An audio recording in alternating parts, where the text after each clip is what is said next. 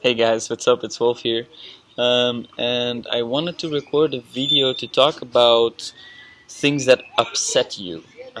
Because I believe that upsetting situations, things that upset you, set you up, kind of, um, they are a very valuable tool for self-development. So they can serve as a signpost to things that you still have unresolved issues in, or things that you're unaware of. So, for instance, if somebody says or does something and it upsets you, it's like a trigger, it triggers a certain reaction inside yourself.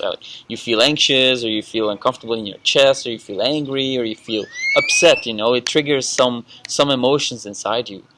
And I believe that if you are paying attention to these moments and you realize that, okay, right now I feel a reaction that is disproportionate to the normal current of today's flow or whatever, like the flow you're in during the day, and something happens and it really upsets you or throws you off balance or something like that, there's a huge potential in that situation for personal growth. So if you try to really assess the situation and become aware of, okay, what exactly happened here, and why do I feel upset, or why does this upset me, then you can really, if you keep asking yourself the question, what happened, why do I feel upset, what does that mean, you really try to dig deep and find the core issue of what happened.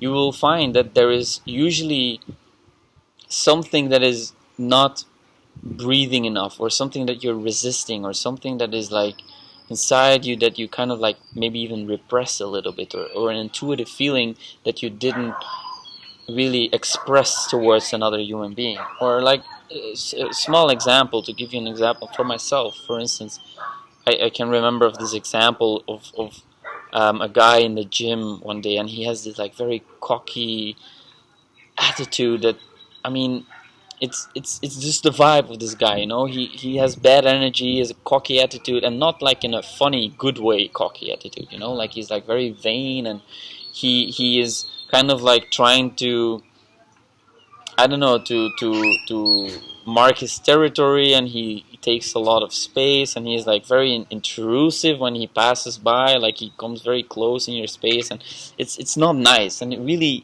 kind of upset me the way he treated the weights, and the way he carries himself, and I was then like thinking to myself, why does it upset me so much? Like, why do I care, right? I mean, if he violates my personal boundaries, of course it's not nice, and I'm righteous to kind of be upset about it a little bit, because it's not nice. I should just tell him like, hey man, just keep your distance, right? But the other thing that struck me was like the fact that this is something that maybe sometimes I feel inside myself, like this arrogance or this vain thoughts, and they were projected on him, like he was the personification of this darker side of my personality almost. And by seeing him act it out, it kind of like frustrated me a little bit, because I knew that maybe sometimes I act that way, and like seeing him do that also, I could see myself do that somehow, if that makes sense, right? So you always project certain things about yourself on other people, or whenever you are really judging someone for something, usually if you pay close attention, really close attention, the things you judge the most in others is usually the things that you despise in yourself, or that you lack. So for instance, maybe you see someone who is like very outspoken, and they have a very opinionated way of communicating, and you despise them a little bit because of that, because you're like, they're always like so rude or whatever.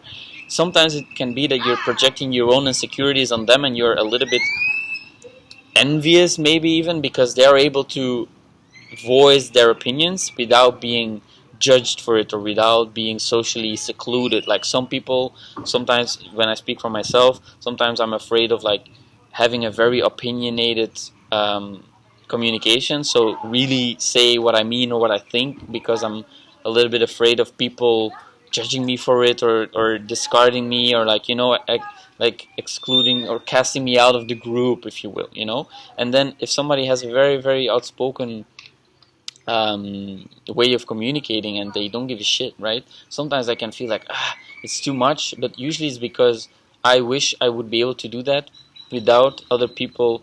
I mean, I think that people might cast me out if I do that, so I'm afraid of doing it, so I don't do it. But then when I see someone who does it without being excluded, then I'm kind of like, it moves something inside myself, you know, like it triggers something, and there is a huge potential there for me to dig deeper and to find out, okay, you're just a little bit afraid of sharing your opinion in a bold way, you know, and you should maybe just try it out and see for yourself that people don't care necessarily, you know. Maybe they're like, oh, that's actually a good point, or whatever it is, like, you know, the fears that we have, we suffer 90% in imagination, you know. This is like a quote by, I don't know, Seneca or Marcus Aurelius, I don't really know, but that's not the point. What is the point? That, like, you know, you're afraid of things happening, but they actually don't happen. So by actually just trying it out and seeing that nothing happens, you can then solve this issue, you know. Like, you can use the upset feeling, the trigger, as a signpost, then look deeper inside yourself. Probably there's a lot of fears there, there's maybe, like, you know, some insecurities, and then you can look deeper, and then you can, like, really solve this step by step, you know. Like, really maybe try in a situation, for instance, if I speak for myself, where I'm with friends and I know that I trust them and they trust me, and then I can voice my opinion and nothing happens, and then maybe next time I do it in a little bit more challenging situation, whatever it is, right? And then you can build the confidence, and you can sort through these little holes in your personality or something, you know. The things that upset you, they're usually very, very potential signposts towards personal growth, like blind spots that you have.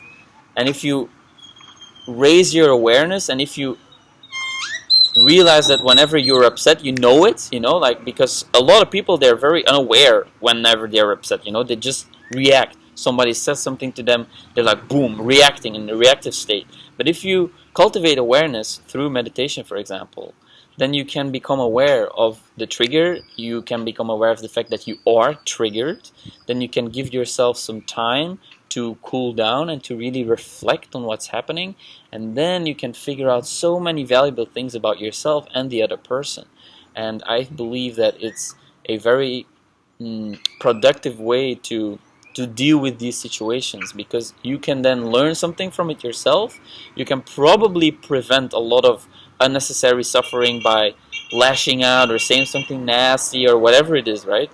Like negative energy, and you can just, because in negative energy there's still a lot of energy, you know. It's a potential energy, and you can use it in a negative way to hurt people or to say nasty things or to destroy things. Or, you know, sometimes I feel like this, you know, I'm very angry and I want to break something, I want to, this energy needs to destruct something, you know. And sometimes it can be useful, you know, to let it out, to divert the energy, you know, to let it out of your system. But you can also realize that this anger or this upsetness is a lot of potential energy that you can use in a good way, you know. You can channel it into trying to be more compassionate, or maybe channel it into art, or channel it into whatever it is, right? It's energy, it's potential energy, and you can bend it and you can mold it into something more positive. And I think that is, it starts with awareness. It starts with awareness, creating a little bit of space,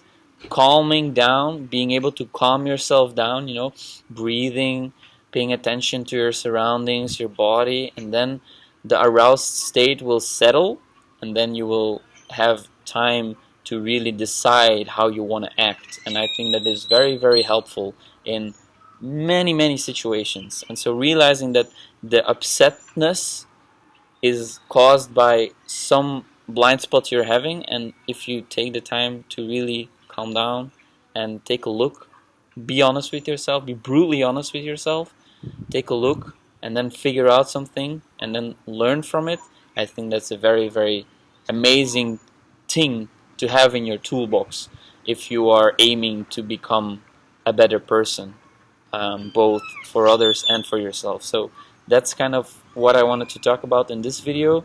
I hope it helps. And thank you for being brave. Thank you for looking inward. Thank you for making yourself and the world a better place one step at a time. And as always, thank you for watching. Cheers, guys. Bye.